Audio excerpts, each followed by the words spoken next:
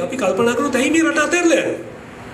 රට අතහැරලා යන හේතුව තමයි අපේ මේ මානව සම්පත තියෙනවා. අපි සමහර දේවල් ජයග්‍රහණ ලැබලා තියෙනවා. හැබැයි මේ සියලු දේවල් එකතු කරලා එක අරමුණකට අරගෙන ඉස්සරහට මෙහෙවන දේශපාලන නායකත්වයක් මේ රටේ නැහැ.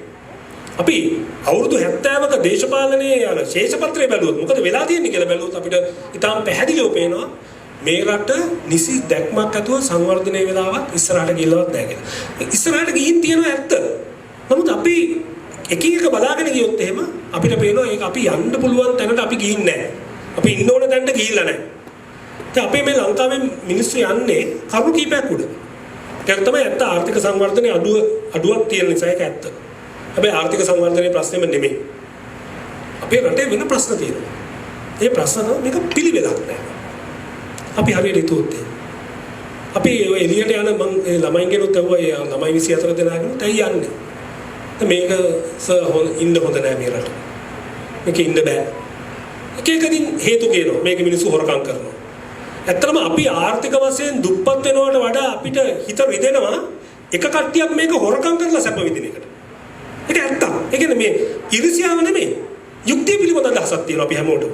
දැන් අපි මේ දුක් විඳගෙන එක කට්ටියක් දුක් විඳගෙන වැඩ කරනවා මහන්සි වෙනවා අවංකව ජීවත් වෙන්න හදනවා එක කට්ටියක් එකපාරට වංගු දෙකක් ගහලා සීනි බදු එහා මෙහා වෙනවා කෝටි 1500 මෙහෙම මේ පැත්තට යනවා තව මොකක් පොල් තෙල් මොකක් හරි කරනවා තව කෝටි 100ක් අමාරක් අනිත් පැත්තට යනවා මහ බැංකුවේ මොකක් හරි කරනවා පොඩි ගණන් එහා මෙහා ගෙනිල්ලා තව කෝටි ගාණක් යනවා ඉතින් මේ විදිහට ගත්තාම හිතෙන ඕනෙක් කෙනෙක්ට දැන් අපි ඔක්කොම එකට දුක් විඳිනවා නම් කමක් නැහැ. අපි ඔක්කොම එකට දුක් විඳිනවා නෙමෙයි අද වෙන්නේ. අපි දුක් විඳින අතර එක කට්ටියක් අයුතු විදිහට ලාභ ලබනවා කියන එක තේරෙනවා මිනිස්සුන්ට. අන්න ඒකයි මේ ප්‍රශ්නේ. දැන් ඔය ඉන්න හිතන රටක් ඔය ටැග්ලයින් එක දාන වෙලාවේ ගොඩාක් ටැග්ලයින්ස් ආවා. එකක් තමයි ද්වීපේ මහද්වීපේ කියලා. ඒ කියන්නේ අපි මහා සාගර බල සම්පන්න රටක් වෙමු කියලා ලංකාව. ඒ වගේ 16ක් ඇවිල්ලා දුන්නා මට මතක හැටියට. හැබැයි ඒවා ගත්තොත් ඒවා අපි ඇත්තට විශ්වාස කරන්නේ නැහැ. ලංකාවේ අපෙන් අහුවොත් අපි සුපිරි බලවතෙක් වෙමු ඊළඟ අවුරුදු 50 කියලා අපි දන්නවා බොරු කියන්නේ කියලා. අපි දන්නවා මේ මත්ය බොරු කියන්නේ. අපි දන්නවා මේ තියෙන තත්ත්වයන් යටතේ එහෙම වෙන්න බෑ. අපේ රට මධ්‍ය පරිමාණ රටක් උඩා රටක්ම නෙමෙයි. මැද පරිමාණේ රටක් මැද මට්ටමේ රටක් මැද මට්ටමේ ජනගහනයක් ඉන්න මැද මට්ටමේ ආර්ථිකයක් තියෙන මැද මට්ටමේ රටක් ජනගහනයක් ඉන්න රටක්. ඉතින් මේ රටක කවදාවත් බෑ කොච්චර කරත් සුපිරි බලවතෙක් වෙන්න. ඒ වගේම ඔය අපේ ආර්ථික හැකියාවල ආර්ථික ඔය අවස්ථා තියෙනවා අපිට. හැබැයි සමහර දේවල් ඔය පෙන්වන තරම්ම ආර්ථික අවස්ථා නැති වෙන්නත් පුළුවන් අපිට. ඒ වෙන්න පුළුවන්. පොත රටවල ඔක්කොම එක මට්ටමකට ආර්ථික හැකිය. දැන් උදාහරණයක් අපේ පිහිටීම ගත්තොත් අපේ පිහිටීම හොඳම තැනක තියෙන එක මම පිළිගන්නවා. නමුත් ඒක ආර්ථික වශයෙන් හොඳම පිහිටීමකට වඩා දේශපාලන මූලෝපායික විදිහේ පිහිටීමක තමයි අපි ඉන්නේ. ගත්තොත් එම් හරියට විශ්ලේෂණය කරමු. උදාහරණයක් සිංගප්පූරුව ගත්තොත් සිංගප්පූරුව වටේ සමාන රටවල් ගණනාවක් තියෙනවා.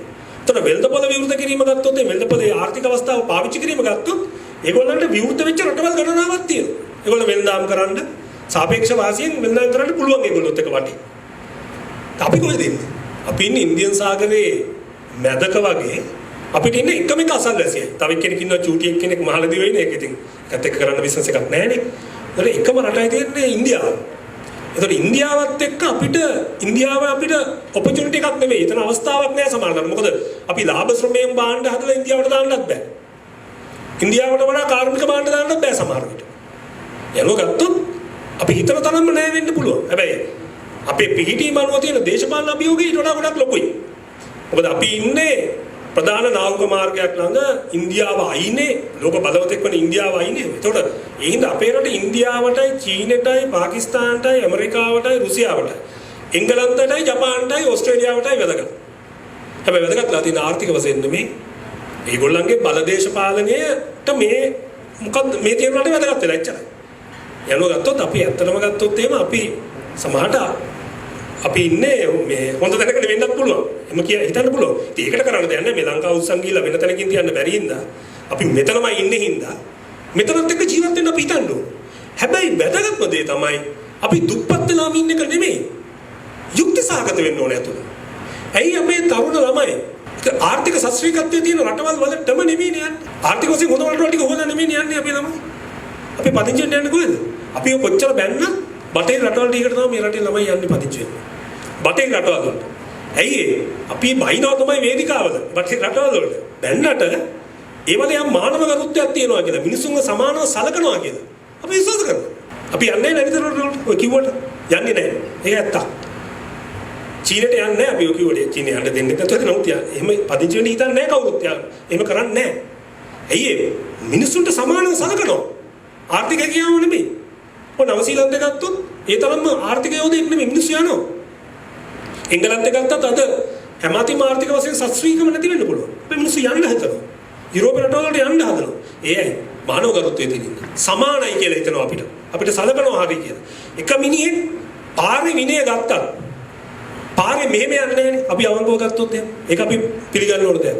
අපි අපේම පිටරටවල වලට ගියන් පස්සේ පාරේ යන්නේ ඊටාම විනයානුකූල හරි පැත්තෙන් පරිස්සමට ගිහිල්ලා යනවා. අපේ ගියාම මොකද? අපි පාරට බහින්නේ දෙන්න කියලා පාට බහින්න අපි. ඒ අපි අපේ මානසිකත්වය හැදලා තියෙන විදියම එහෙමම තමයි. ඒ අනුව ඕන් ගහලා එහා පැත්තෙන් දාලා මෙහා පැත්තෙන් දාලා හප්පගෙන මරාගෙන යුද්ධ කරගෙන යනවා හැම මිනිහෙක්ගේම හිත රිදි.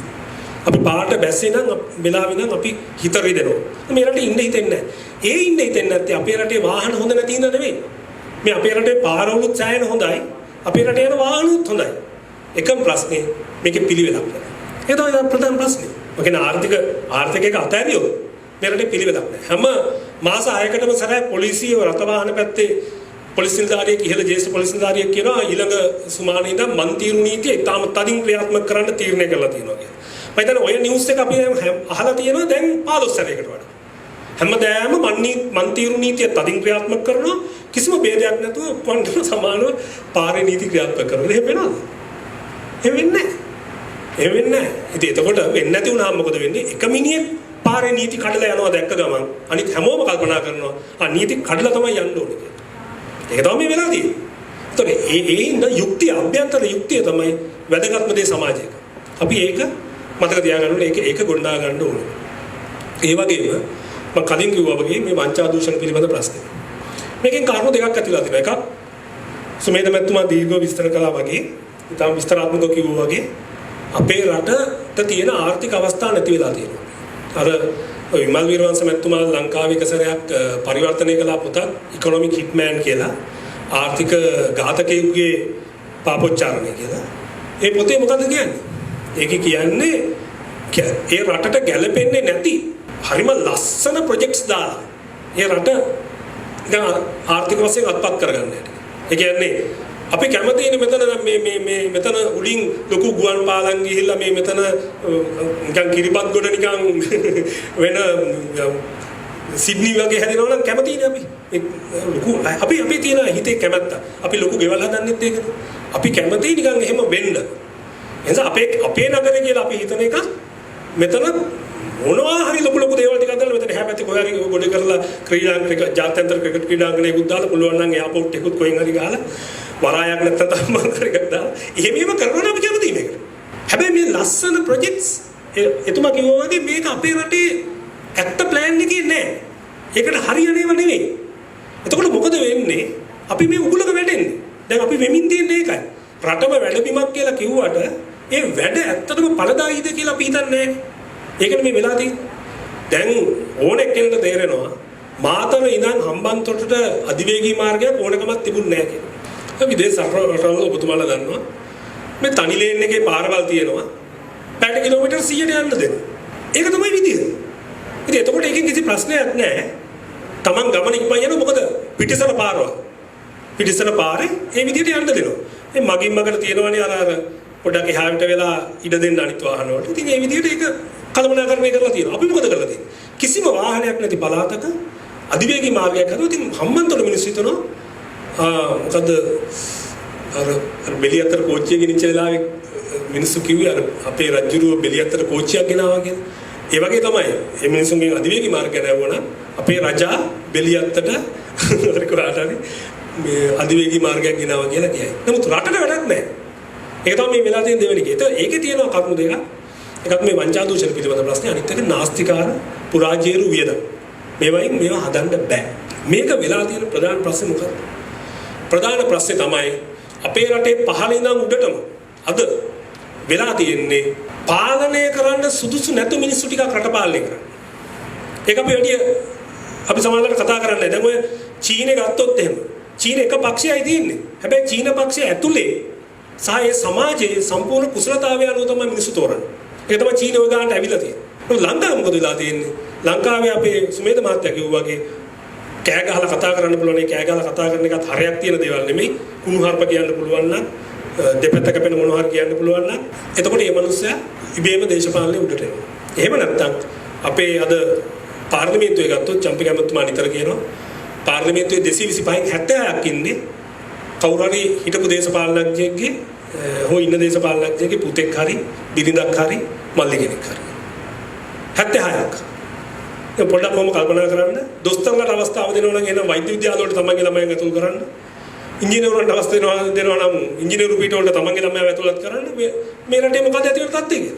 ක්‍රිකට් කණ්ඩායමට එතුමාගේ නිතර කියන එක අර්ජුන රණතුංග ක්‍රිකට් ලෝක කුසලානේ දිනුවෙන් පස්සේ එතුමාට අවස්ථාව දුන්නා නම් අපි එතුමාගේ මල්ලිව ප්‍රසන්න රණතුංග මහත්තයා කියලා තමයි කියන්නේ. ප්‍රසන්න රණතුංග මහත්තයා ක්‍රිකට් කණ්ඩායමේ නායකයා කරන්න ඕන කියලා මොකද මේ පවුලේනේ කියලා දුන්නා නම් ඉතින් මොකද්ද වෙන්නේ? ඊට පස්සේ නැත්තම් ඊට පස්සේ තවත් මල්ලිලා ඉන්නවා මෙතන. මේ පවුලට ක්‍රිකට් කණ්ඩායමේ නායකත්වය කියනවා මහින්ද රාජපක්ෂලා දේශපාලන නායකත්වය කියා වගේ නෙවෙයි. මොකද පවුලේ ඉන්නවනේ 6ක්. ඔය දෙවනියා තමයි මේ අර්ජුන. ලොකු එකන ධම්මික නේද? දෙවෙනි අර්ජුන. ඊට පස්සේ තව ඒ කියන්නේ චමල් වගේ ධම්මික කියන්නේ චමල් වගේ. ඒතකොට යාව වකට ක්‍රිකට් කෝච් කරලා එතන ඉඳන් මල්ලිලට අවස්ථාව දීගෙන ගියා නම් තාම දැන් මේ වෙනකොට රුවන් රණතුංග ක්‍රිකට් ගහනවා. ඒ වගේ මට්ටමක් තියෙනවා. ඉතින් මේ රටට වෙලා තියෙන්නේ ඒකද? මේ රටේ වෙලා තියෙන්නේ ඒකද? මේ රටේ වෙලා තියෙන්නේ යම් තාත්තා කෙනෙක් ඉන්නවා ඊටාම මහන්සියෙන් එයා දේශපාලනය කරලා ඇත්තට උඩට එනවා. ඒක ඇත්ත. මේ මිනිස්සයා තමන්ගේ කුසලතාවය නිසා උඩට එනවා. ආවෙන් පස්සේ මොකද වෙන්නේ? ආවෙන් පස්සේ පුතා ඉස්සෙල්ලාම පළාත් සභාවට දානවා, මල්ලිව දානවා තව තැනකට මේක හදනවා. ආයි පිට මිනිහෙට එන්න බෑ. මේ රට හදන්න පුළුවන් කියලා දර්ශනයක් තියෙන මේකට නායකත්වයක් දෙන්න පුළුවන් අවංකකමක් තියෙන ආදරය තියෙන කිසි මිනිහෙක් ඒ දේශපාලනයට ඇතුල් වෙන්න දෙන්නේ නැහැ දොරවල් වහලා දාන. එනවනම් එන්නේ අරයිට වඩා අරකට එක තරම් කරන්න පුළුවන් රට පාද දෙයට විතරයි මේකට එන්න පුළුවන්. එනවාද වෙලා තියෙන්නේ. ඇත්තටම අනිත් ශාස්ත්‍ර ඔය මම කිව්ව වෛද්‍ය ශාස්ත්‍රය, ක්‍රීඩා ශාස්ත්‍ර හැම එකක්ම 1950 60ට කලින් යම් පෙළැන්ති මේ පන්තියක් තමයි ආධිපත්‍ය දරාගෙන හිටියේ. ඉංග්‍රීසි හොඳට කතා කරන අර කෑම මේසේ හොඳට ඒ සිරිත් දන්න හරියටම අඳින්න පුළුවන් ඒ සමහර පාටක් මේ පාට නෙමෙයි ටිකක් හොඳ පාට අය තමයි හිටියේ සමහරදා. ඒකෙන් ගියා ඒ හැම ශාස්ත්‍රයකම බලය ආධිපත්‍ය ඇත්ත කුසලතාවයේ තියෙන දරුවන්ට ක්‍රමක්‍රමයෙන් ගිහින් තියෙනවා. ඒ යුද හමුදාව ගත්තොත් මේට අවුරුදු ඒ කියන්නේ 1960 ගණන් වෙනකන් යුද හමුදාවේ සම්පූර්ණ හිටියේ එක පෙළන්තියක අය තරුණයෝ බඳවගෙන. අද එහෙම නෙමෙයි. අද හිටියේ සරත් ෆොන්සේකා. ඒ වගේ අය හිටියේ. ඒ කියන්නේ ඒගොල්ලෝ කුසලතාවයෙන් ආපු ළමයි. එතකොට ඒගොල්ලන්ට පුළුවන් වුණා යුද්ධ ඉවර කරන්න. ක්‍රිකට් කණ්ඩායමෙත් එහෙම තමයි හිටියේ. හැම එකක්ම කුසලතාවයේ පැත්තට ගියා අපේ ලංකාවේ මොනවා වුණත් හොඳක් ඒක. හැබැයි දේශපාලනයේ ගියේ අර ප්‍රභූන්ගෙන් ගැලවුණා ඒක ඇත්ත. ප්‍රභූ දේශපාලකයන්ගෙන් ගැලවුණා. ගැලවිලා ගියේ වචනේ තරම් හොඳ නැති වුණත් එක්තරා පාදද පන්තියකට දේශපාලනයේ ගිහින් තියෙනවා. අපිට හැමතිස්සෙම හිතනවා ලංකාවේ දේශපාලකයෝ දිහා බලපුවාම මේ මිනිස්සු අපේ රට පාලනය කරන්න සුදුසු නැහැ. මේ මිනිස්සු හොරු. මුන් කතා කරන්න දන්නේ නැහැ කියලා හිතෙනවා අපිට. හැමතිස්සෙම අපිට හිතෙනවා. ඒ නිසා තමයි අර කොහේ හරි තැනක ගිනි ගත්තොත් අපි අපේ මිනිස්සු Facebook එකේ ප්‍රාර්ථනා කරන්නේ පාර්ලිමේන්තුව ගිනි ගනින් කියලා. කොහේ හරි බෝම්බයක් පිපුරුවොත් ඇයි පාර්ලිමේන්තුවේ පිපුරුවේ නැත්තේ? ගම් වතුරක් ගැලුවොත් ඇයි ඕකට වෙන්නේ? අනේ මොනවා හරි වෙලා කොරෝනා හැදිලා පාර්ලිමේන්තුවේ මෙතන පාර්ලිමේන්තුවේ තමයි කියනොත් පාර්ලිමේන්තුවේ 225ම ඉවර වෙනවා කියලා ප්‍රාර්ථනා කරන තැනකට මේ රට ඇවිල්ලා. තමන්ට නායකත්වය දෙන තමන්ගේ නායකයන් විනාශමයන් කියලා හිතන රටක් අපි ගොඩනගාගෙන අවසන් දශක කිහිපයකට පස්සේ. එහෙමද දේශපාලනය තියෙන්න ඕන. අපේ නායකයෝ කියලා අපි හිතන්න ඕන. එහෙම නැහැ නේද? අපිට හැමතිස්සෙම හිතනවා අපේ පළාත් සභා මන්ත්‍රීවරයෙක් හරි නැත්නම් මේ ප්‍රදේශයේ ඉන්න මන්ත්‍රීවරයෙක් හරි ආවොත් එම අපිට හිතනවා කවුද කියලා. ගැලපෙන්නේ නැහැ නේද මේ වැඩේට. අපි සර් කියන්නේ මේ මිනිහටද කියලා අපිට හිතෙනවා. මේ ප්‍රශ්නයක් තියෙනවා. මේ නිසා මොකද වෙලා තියෙන්නේ? මේ දේශපාලන නායකත්වයට බැරි වෙලා තියෙනවා සමාජ නායකයෙක් වෙන්න. රටට නායකත්වයක් දෙන්න. මොකක් හරි එක අරමුණකට සමාජයක් ඉස්සරහට ගෙනියන්න අද බැරි වෙලා තියෙනවා මේ සමාජය. ඒ වගේම ඒගොල්ලන්ට බැරි වෙලා තියෙනවා රටට හොඳ ප්‍රතිපත්තියක් හදන්න. මේ රට මෙහෙම තව ටික කාලයක් ගියොත් මේ රට ඉවර වෙනවා. මම අවසාන වශයෙන් කියන්නේ මේ ලෝකේ ඔය ඉන්න හිතන රටවල් හැදලා තියෙනවනේ. ලෝකේ ශක්තිමත් වෙච්ච සාර්ථක වෙච්ච රටවල් තියෙනවා. ඒ හැම රටක්ම ඒ තත්ත්වයටපත් උනේ මොකක් හරි විශාල පරිවර්තනයක් ඉතිහාසයේ එක තැනක සිද්ධ වීමෙන්. අපිට ඕන එකට වචනයක් කියන්න පුළුවන්. සංදිස්ථානමය පරිවර්තනයක් සිද්ධ වුණා. රටවල් නිකන් ඔහේ අපේ වගේ මෙහෙම ඔය පල්වෙවි ඔහේ එහා මෙහා වෙවි යනවා. ඊට කවුරු හරි නායක කණ්ඩායමක් එනවා. ඇවිල්ලා ඒ රටේ ප්‍රශ්නේ නිවැරදිව තේරුම් අරගෙන මෙන්න මේකයි මේ රටට වෙලා තියෙන්නේ. මේක තමයි අපේ ඉරණම. මෙහෙම නෙමෙයි මේ ඉරණමෙන් අපි ගැලවෙන්න ඕනේ. වෙන විදිහකට මේ රට ගෙනියන්න ඕනේ කියලා හිතලා ඒ රට ඉස්සරහට ගෙනිහිලා තියෙනවා කවුරු හරි සමාජ කණ්ඩායම. කවුරු හරි නායකයෝ පෙළ ප්‍රධාන නායකයෙක්. ඔය සිංගප්පූරුව ගැන අපි සතුටු වෙනවා. සිංගප්පූරුව ලංකාවේ ප්‍රමාණයෙන් 100න් එකයි. සිංගප්පූරුව ඒ වෙනස කරේ ඒ විදිහේ නායකයෙක්. එයා දැක්ක මේක. මොකද්ද වෙලා තියෙන්නේ? මැලේසියාවේ වෙනස කළ එහෙම නායකයෙක්. තායිලන්තයේ වෙනස කළ එහෙම නායකයෙක්. චීනේ 1979 පස්සේ ඒ පරිවර්තනය කළ එහෙම නායකයෝ. ඒගොල්ලෝ දැක්ක මේ රට මොකක්ද කියලා. ඒගොල්ලෝ තමන්ගේ රටේ සංස්කෘතිය නිවැරදිවම අවබෝධ කරගෙන සාමාන්‍ය සමාජය හරියට තේරුම් අරගෙන ඉස්සරහට ගිහිල්ලා ඒ රට පරිවර්තනය කළා. ඇමරිකා එක්සත් ජනපදයේ කියන යෝධ රාජ්‍ය ලෝක ජනගහනයේ 104යි ඉන්නේ. ලෝක ආර්ථිකයෙන් දැනට 125කට වඩා පාලනය කරනවා. තාම ධනවත්, තාම බලවත් රාජ්‍ය ගොඩනැගුවේ නිකන් නෙවෙයි. ඊට අල්ලපු රට මෙක්සිකෝව. මෙක්සිකෝවට බැරි වුණා ඒ වැඩේ කරගන්න. මෙක්සිකෝ හැමදාම දේශපාලන වශයෙන් අනාතයි. නමුත් ඇමරිකා එක්සත් ජනපදයේ පීතෘවරුන්ට පුළුවන් වුණා ඇමරිකා එක්සත් ජනපදයේ ඉහළ තැනකට ඔසවලා තියන්න. ඒකලේ නිකන් නෙවෙයි. ඒ පිළිබඳ සංවාද අද මුද්‍රණය වෙලා තියෙනවා. පොත් ගණන් ඒවා කියවපුවාම තේරෙනවා මේ මිනිස්සු කොයිතරම් හොඳින් ඇමරිකාව තේරුම් අරගෙන ලෝකේ තේරුම් අරගෙන පරිවර්තනයක් යෝජනා කරාද කියලා. පොඩි කණ්ඩායමක් 7 දෙනයි.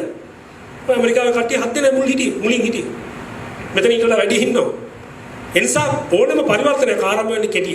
අපි වැඩ දෙකක් තියෙනවා. එකක් සුමේද මැතිතුමා කිව්වා වගේම ඉන්න හිතන රටක් සංවාදයේ හදන එක. ඒ කියන්නේ මේ රටට ගැළපෙන ප්‍රතිපත්තිය මොකක්ද කියලා හදන එක. ඒක වෙනස් විදියකට හිතලා හදන එක. සමහරවිට මේ තියෙන අපිට පේන විසඳුම් වෙනුවට වෙන විසඳුම් තියෙන්නේ. ඔය චම්පික මැතිතුමා කාලේ මම මේක හරියටම විස්තරාත්මකව කියන්න දන්නේ නැති වුණා. ජන විදුලි බලාගාර කියලා සංකල්පයක් එතුමා හඳුන්වා දුන්නා. ඒක ඒ ජන විදුලි බලාගාරයෙන් කරේ අතරම විදුලි බලාගාර අලුතෙන් හදනවා වෙනුවට තියෙන රාජ්‍ය ආයතනවල විදුලි විගණනයක් කරලා විදුලිය පාවිච්චි කිරීම අඩු කරා. ඒ කියන්නේ ලයිට් නිමල අඩු කරනවා නෙමෙයි. ඒ ප්‍රයෝජන කාර්යක්ෂම පාවිච්චි කිරීම කාර්යක්ෂම කරා. එතකොට විදුලි බලාගාරයක් අමතරව හදන්න යන වියදම ඉතුරුනවා. හරියට මිනිස්සු එකතු කරලා විදුලි බලාගාරයක් හදුවා වගේ බවටපත් වුණා. අපේ රටේ තියෙන මේ සමහර දේවල් විසඳන්න පුළුවන් අනිත් පැත්තට යනවා. මේ පැත්තට යන මෙන්න මේ මම මේ නාවික හමුදාව ගැන මම දන්නේ නැහැ. හැබැයි ජේම්ස් ඩිෆෙන්ස් මේ ජර්නල් කියලා එකක් තියෙනවා. ඔය ලෝකේ සුප්‍රකටම ආරක්ෂක කටයුතු පිළිබඳව තියෙන ජර්නල් එක.